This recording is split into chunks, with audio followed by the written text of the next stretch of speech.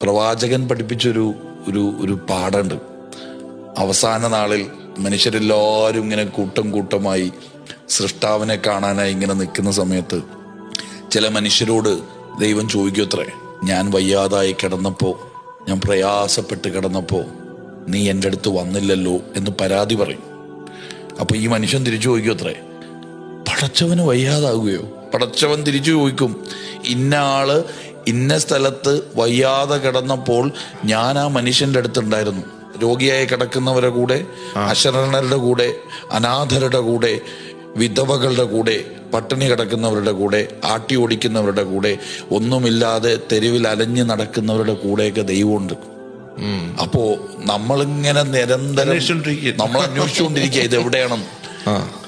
യഥാർത്ഥത്തിൽ ആത്മീയമായി ഈ പുസ്തകത്തെ ഏത് ഭേദം എടുത്തോ, വിശുദ്ധ ഖുർആനെന്ന് ഞാൻ പറയാൻ കാരണം ഞാൻ ഏറ്റവും കൂടുതൽ വായിച്ച